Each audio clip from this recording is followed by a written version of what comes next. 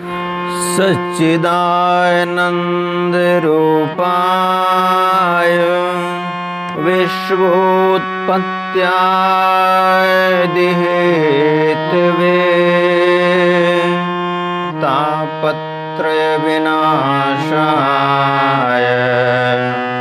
श्रीकृष्णाय वयं नमः। नारायणं नमस्कृत्य नरं चैव नरोत्तमं देवीं सरस्वतीं व्यासं ततो जयमुदीरयेत्।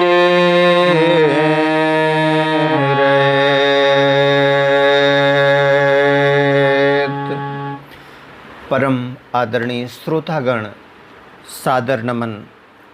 आशा करता हूँ आप स्वस्थ एवं प्रसन्न मुद्रा में होंगे। आज आपके समक्ष प्रस्तुत है श्रीमद् भागवत महापुराण अष्टम स्कंद प्रथमो अध्याय।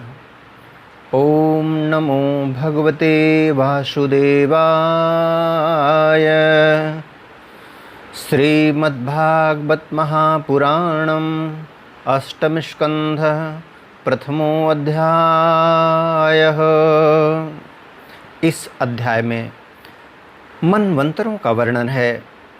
राजा परीक्षित ने पूछा, गुरुदेव, स्वयंभुव मनु का वंश विस्तार मैंने सुन लिया। इसी वंश में उनकी कन्याओं के द्वारा मरीच आदि प्रजापतियों ने अपनी वंश परंपरा चलाई थी। अब आप हमसे दूसरे मनुओं का वर्णन कीजिए।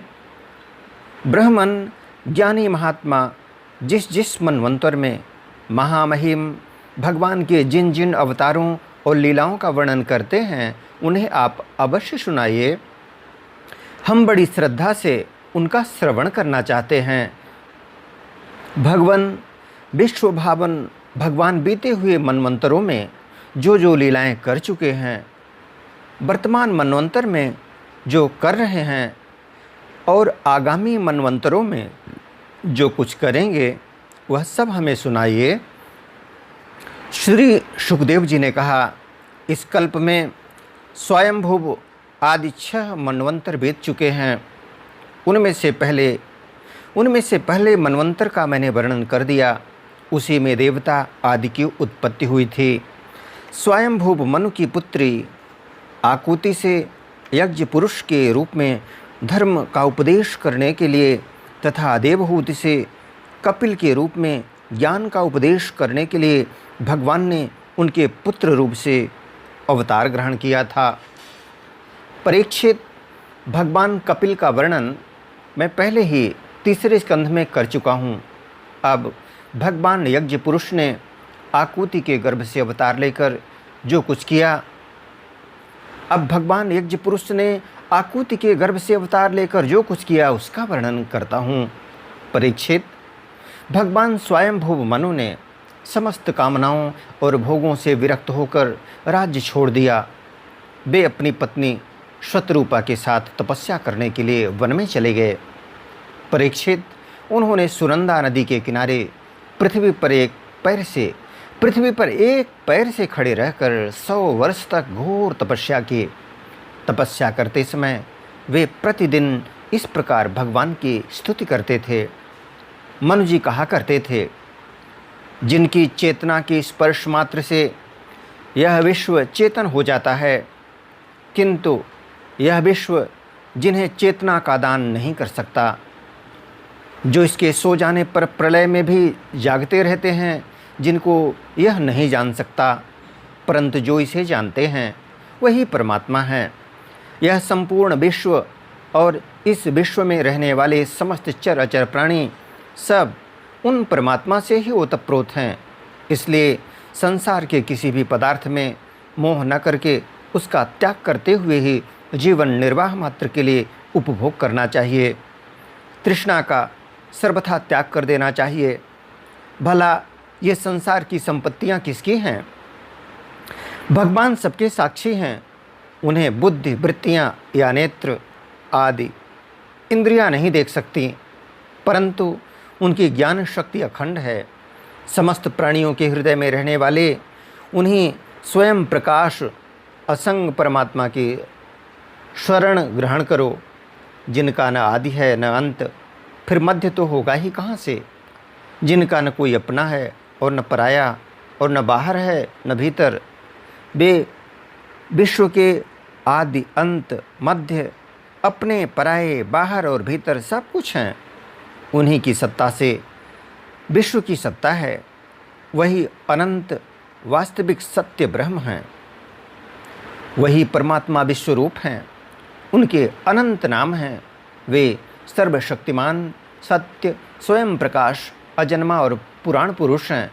वे अपनी माया शक्ति के द्वारा ही विश्व सृष्टि के जन्म आदि को स्वीकार कर लेते हैं और अपनी विद्या शक्ति के द्वारा उसका त्याग करके निष्क्रिय सत्य स्वरूप मात्र रहते हैं। इसी से ऋषि मुनि नैष्कर्म्य स्थिति अर्थात ब्रह्म से एकत्व प्राप्त करने के लिए पहले कर्मयोग का अनुष्ठान करते हैं। प्रायः कर्म करने वाला पुरुष ही अंत में निष्क्रिय होकर कर्मों से छुट्टी पा लेता है।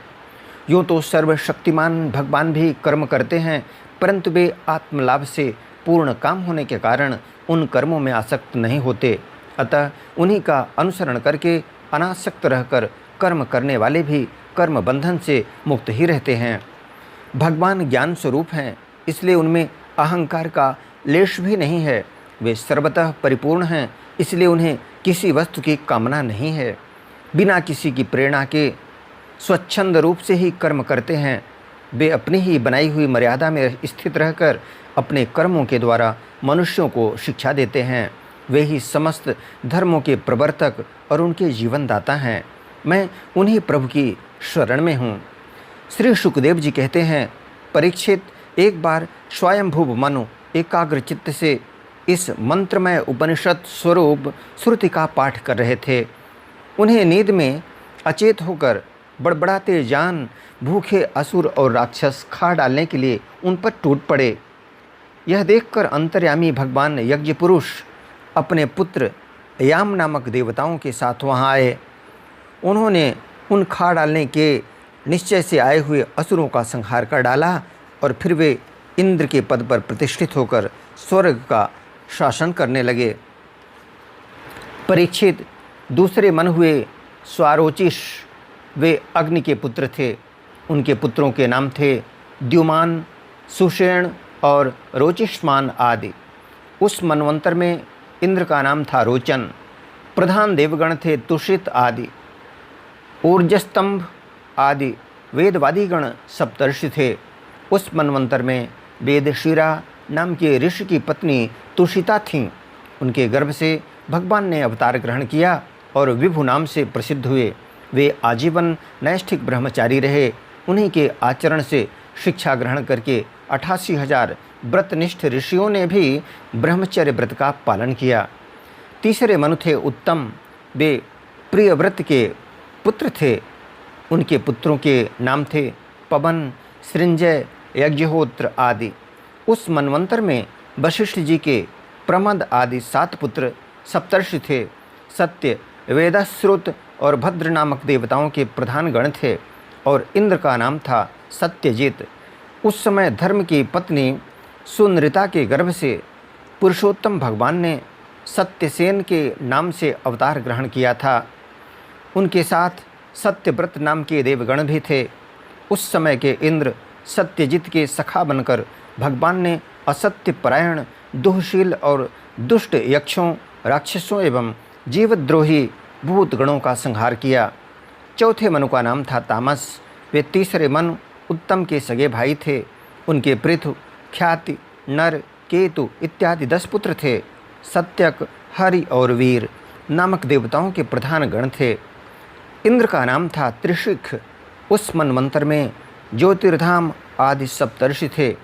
परीक्षित, उस तामस नाम के मनवंतर में विधृत के पुत्र वैधृत नाम के और भी देवता हुए। उन्होंने समय के फेर से नष्ट प्राय वेदों को अपनी शक्ति से बचाया था, इसीलिए वे वैधृत कहलाए। इस मनवंतर में हरिमेधा ऋषि की पत्नी हरिणी के गर्भ से हरि के रूप में भगवान ने अवतार ग्रहण किया। इसी अवतार में उन्होंने ग्राह से गजेंद्र की रक्षा की थी। राजा परीक्षित ने पूछा, मुनिवर, हम आपसे यह सुनना चाहते हैं कि भगवान ने गजेंद्र को ग्राह के फंदे से कैसे छुड़ाया था। सब कथाओं में वही कथा परम पुण्यमय, प्रशंसनीय, मंगलकारी और शुभ है, जिसमें महात्माओं के द्वारा गान किए हुए भगवान श्री हरि के पवित्र यश का वर्णन रहता है। सूत जी कहते हैं, शौनकादि ऋषियों, राजा परीक्षित आमरण अनशन करके कथा सुनने के लिए ही बैठे हुए थे। उन्होंने जब श्री सुखदेव जी महाराज को इस प्रकार कथा कहने के लिए प्रेरित किया, तब वे बड़े आनंदित हुए और प्रेम से परीक्षित का अभिनंदन करके मुनियों की भरी सभा में कहने लगे। इति श्रीमद्भागवते महापुराणे पारमहंस्यां संहितायां अष्टम स्कंधे मन्वन्तरानुचरिते प्रथमोऽध्यायः। बोलो वृंदावन बिहारी लाल की जय। यदक्षरपदभ्रष्टं मात्राहीनं च यद् भवेत् तत्सर्वं क्षम्यतां देव, प्रसीद परमेश्वर। वीडियो देखने के लिए धन्यवाद एवं आभार। जय हिंद, जय जगत। आपका जीवन मंगलमय हो।